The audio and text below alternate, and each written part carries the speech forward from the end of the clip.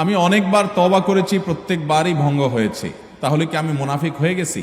না ভাই, তওবা হওয়ার পর তওবা ভেঙে যাওয়াটা অস্বাভাবিক নয়। আপনারা খুশি হবেন শুনে, আমাদের রব আল্লাহ রাব্বুল আলামিনের একটা গুণবাচক নাম হলো তাওয়াব।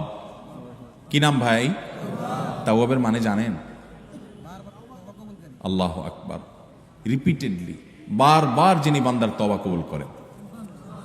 এই জন্য ভাই, একবার গুনাহ হয়ে গেছে, আল্লাহর কাছে তওবা করেছেন, চেষ্টা করছেন যে আর যেন না হয়, কিন্তু আবার শয়তান কাত করে ফেলে দিয়েছে, আবারও তওবা করে ফেলবেন এবং দুর্বল হবেন না। এখানে ইবলিস আপনাকে বলবে, তুই এতবার একই কাজ করে তওবা করছস আল্লাহর কাছে, আবার কোন মুখে তওবা করবি? থাক, বাদ দে।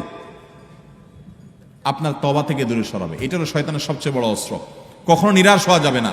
তওবা আগের বারের চাইতে পরের বারটা আরো স্ট্রং করবেন, যে ঠিক আছে আগের বারটা তওবা আমি দুর্বল ছিল, এটাকে আরো স্ট্রং করব, চেষ্টা করবো না ইনশাআল্লাহ। তাহলে তওবা বারবার করতে হবে, বারবার করতে হবে। ভেঙে গেলে আরো শক্ত হার্ডলি তওবা করতে হবে, নিজের প্রতি নিজে শাসন চালাতে হবে।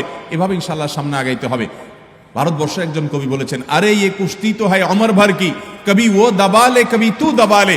ইবলিসের সাথে তোমার লড়াই তো সারা জীবনের। কখনো ইবলিস তোমাকে কাত করে ফেলে দিবে, তোমার দ্বারা গুনাহ করে ফেলবে, আবার কখনো চোখের পানি ফেলে কেঁদে কেটে আল্লাহর কাছে একান্তে। ভাইরা, কিছু নির্জন সময় কাটানো দরকার। আমাদের কোনো নির্জন সময় নাই। নির্জন সময় হলে ওই মোবাইলে আমরা ঢুকে পড়ি, মোবাইল টোবাইল বন্ধ করে ফেলে দিনে রাতে 24 ঘন্টার ভিতরে 5 ওয়াক্ত নামাজের পরে আগে যে কোনো সময় অন্তত 2-4-5টা মিনিট একটু চিন্তা ভাবনা করবেন, একটু নিজের হিসাব মিলাবেন, আল্লাহর সাথে কথা বলবেন। আজকে একটা গুনাহ হয়ে গেছে, আজকে একটা কাস্টমার মহিলা আসছে, তার সৌন্দর্য দেখে তাকে নিয়ে বাজে চিন্তা জল্পনা কল্পনা করেছি, নোংরামি করেছেন, গুনাহ কাজ করেছেন। কোনো কাস্টমার এসেছে, তার সাথে ফাঁকি ঝুঁকি দিয়েছেন, 2 নাম্বারই করেছেন, মিথ্যা কথা বলেছেন, কিনা দর এত আসে বলেছেন, আসলে এত আসে নাই। এই যে মিথ্যা বলেছেন কয়টা টাকার জন্য, এই টাকা দুনিয়াতে থেকে যাবে, মিথ্যাটা আপনার আমলনামা যুক্ত হয়ে আখিরাতে যাবে। এইসব কথা চিন্তা করে আল্লাহর কাছে চোখের পানি ফেলে একান্তে, আল্লাহ করে ফেলেছি আজকে শয়তানের পালায় পড়ে, আল্লাহ খেয়াল ছিল না, আপনি মাফ করে দেন।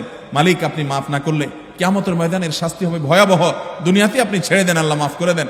মাফ চায়া দুনিয়া থেকে ওইটাকে নিষ্পত্তি করেন, একটু চোখের পানি ফেলেন, সেজদায় পড়ে যান, 2 রাকাত সালাতুত তওবা নামাজ পড়ে আল্লাহর কাছে মাফ চান, এরপরের দিন আরো স্ট্রং করেন। এভাবে আপনি লড়াই চালাতে থাকবেন।